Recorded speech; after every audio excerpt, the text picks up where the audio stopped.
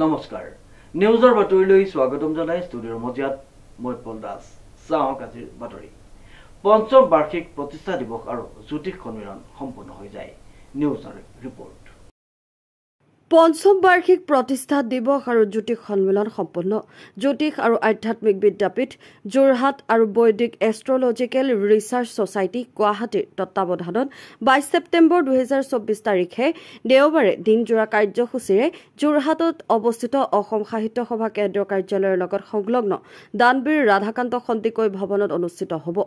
সভাৰ কাৰ্যসূচী অনুসৰি পুৱা 10 বজাত মহাপুৰুষ শ্ৰীমন্ত শংকৰদেৱ মহাপুৰুষ শ্ৰী শ্ৰী মাধৱদেৱ আৰু মহাপুৰুষ দামোদৰদেৱৰ প্ৰতিচ্ছবিত পুষ্প নিবেদন আৰু বন্তি প্ৰজ্বলন কৰে। দুপৰীয়া 11 বজাৰ পৰা মূল সভাৰ কাৰ্যসূচী অনুসৰি সাধাৰণ সভাৰ সভাপতি মুখ্য অতিথি আৰু বিশেষ অতিথিৰ আসন গ্ৰহণ আৰু সম্বৰ্ধনা জনোৱা হয়। সাগৰ সংগীত বিদ্যালয়ৰ লাকি হাজৰিকাৰ সহযোগত আৰম্ভণি নৃত্য পৰিৱেশনৰ পিছতে সভাৰ উদ্দেশ্য ব্যাখ্যা সম্বৰ্ধনা জ্ঞাপন আৰু ত্ৰিমাসিক আলোচনী জ্যোতিষ দৰ্শন উন্মোচন কৰে বাসুদেৱ আধ্যাত্মিক সেৱা সমিতিৰ অধ্যক্ষ জগন্নাথ দেৱ গোস্বামীয়ে।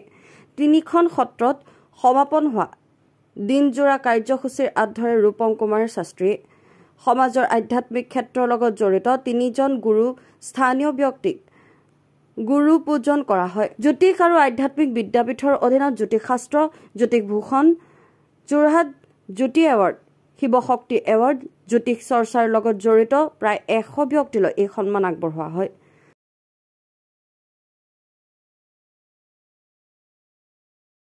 স্খলন ইত্যাদি দেখিছোঁ যি ইয়াৰ মূলতে আমি ভাবোঁ জ্যোতিষ আৰু আধ্যাত্মিক তথা নৈতিক শিক্ষাৰ অধ্যয়নৰ অভাৱটোৱে ইয়াৰ প্ৰভাৱ পৰিছে। গতিকে জ্যোতিষত যিখিনি গ্ৰহ নক্ষত্ৰৰ কথা কোৱা হয় যিখিনিৰ প্ৰতি আমি আধ্যাত্মিক দৃষ্টিভংগীৰে অলপ আমি সচেতন হ'লে সেই ক্ষেত্ৰত আমি সেই গ্ৰহ নক্ষত্ৰক সন্মান কৰিলে তেখেতলোকৰ প্ৰতি শ্ৰদ্ধা নিবেদন কৰিলে ৰাতিপুৱা শুই উঠি স্নান কৰাৰ পৰা উৰ্জাৰ্ঘ্য প্ৰদান কৰাৰ পৰা ৰাতি শোৱাৰ সময়লৈকে আমি ঈশ্বৰৰ নাম স্মৰণ কৰি জীৱনটোক পৰিশীলিতভাৱে কেনেকৈ আগবঢ়াই নিব লাগে এই ক্ষেত্ৰত জ্যোতিষ তথা বাস্তুশাস্ত্ৰই এইখিনিয়ে যথেষ্ট আমাক দিহা দি আহিছে। যথেষ্ট প্ৰাসংগিকতা আছে সাম্প্ৰতিক সমাজ জীৱনত জ্যোতিষৰ যথেষ্ট প্ৰাসংগিকতা আছে।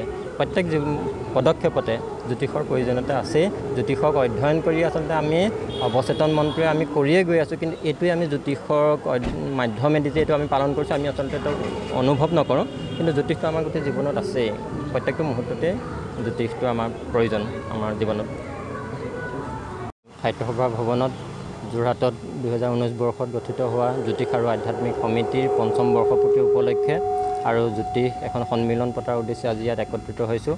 অসমৰ বিভিন্ন জিলাৰ বিভিন্ন প্ৰতিনিধিসকল আহিছে জ্যোতিষ আৰু আধ্যাত্মিক ক্ষেত্ৰখনৰ লগত জড়িত। সেই ব্যক্তিসকলক লৈ আমি এখন আধ্যাত্মিক সন্মিলন তথা জ্যোতিষ সন্মিলন ইয়াত উদযাপন কৰিলোঁ। ইয়াত বিভিন্ন প্ৰান্তৰ পৰা অহা প্ৰায় 40জন ব্যক্তিক আমি শিৱশক্তি এৱাৰ্ড আৰু বাকী 40জন ব্যক্তিক আমি যোৰহাট জ্যোতি এৱাৰ্ড প্ৰদান কৰা হৈছে। তাৰ উপৰিও 20জন বিশিষ্ট ক্ষেত্ৰৰ লগত জড়িত বিশিষ্ট ব্যক্তিক সম্বৰ্ধনা জ্ঞাপন কৰা হৈছে সমাজ জীৱনৰ লগত আধ্যাত্মিক জীৱনৰ লগত জড়িত ব্যক্তিসকলক। আৰু আমি ইয়াৰ মাধ্যমেদি এটা বাৰ্তা প্ৰেৰণ কৰিব বিচাৰিছোঁ যাতে জ্যোতিষ এই শিক্ষাটো বা এই অধ্যয়নটো বা এই পৰম্পৰাটো সকলো স্তৰৰ ব্যক্তিৰ মাজলৈকে যাতে প্ৰসাৰিত হয়, গ্ৰাম্য অঞ্চলতো নগৰ অঞ্চলতো যাতে ইয়াৰ পৰিব্যাপ্তি লাভ কৰে তাৰ ক্ষেত্ৰত আমি অহোপুৰুষাৰ্থ চেষ্টা কৰিবলৈ এটা প্ৰয়াস হিচাপে লৈছোঁ। আমাৰ মাজত ডক্টৰ কুমুদ শাস্ত্ৰী ছাৰ আছে, তেখেত বৈদিক এষ্ট্ৰলজিকেল ৰিচাৰ্চ ছ'চাইটি গুৱাহাটীৰ অধ্যক্ষ, আৰু আমি সেই এষ্ট্ৰলজিকেল ৰিচাৰ্চ ছ'চাইটিৰ অধীনতেই ইয়াত যোৰহাটত এখন বিদ্যালয়খন চলাই আছোঁ। গতিকে ইয়াত বিভিন্ন স্তৰৰ ব্যক্তিয়ে অধ্যয়ন কৰিব পাৰে। জ্যোতিষত জ্যোতিষভূষণ জ্যোতিষ শাস্ত্ৰী এনেকুৱাকৈ অধ্যয়ন কৰি উপাধিও ল'ব পাৰে। ইয়াৰ পৰা পৰ্যায়ক্ৰমে PhD লৈকে অধ্যয়ন কৰিব পাৰে। জ্যোতিষতে বিভিন্ন শাখাত অধ্যয়ন কৰিব পৰা ব্যৱস্থাখিনিও ইয়াতে আছে আমাৰ এই মাধ্যমৰ যোগেদি। যোৰহাটৰ তথা অন্যান্য জিলাৰ বিভিন্ন জ্যোতিষপ্ৰেমী ৰাইজে ইয়াত সহযোগিতা আগবঢ়াইছে সুন্দৰকৈ। আজি যোৰহাট সাহিত্য সভা ভৱনত আজি জ্যোতিষ আৰু আধ্যাত্মিক এই অনুষ্ঠানটো বৈদিক এষ্ট্ৰলজিকেল ৰিচাৰ্চ ছ'চাইটিৰ তত্বাৱধানত বাৰ্ষিক পঞ্চম প্ৰতিষ্ঠা দিৱস আজি অনুষ্ঠিত কৰা হ'ল আৰু এই অনুষ্ঠানত যোৰহাট তথা অসমৰ বিভিন্ন অঞ্চলৰ জ্যোতিষীসকল পণ্ডিতসকল আজি উপস্থিত হৈছে আৰু এই জ্যোতিষ আৰু আধ্যাত্মিক এই ছ'চাইটি সকলো উপস্থিত হোৱা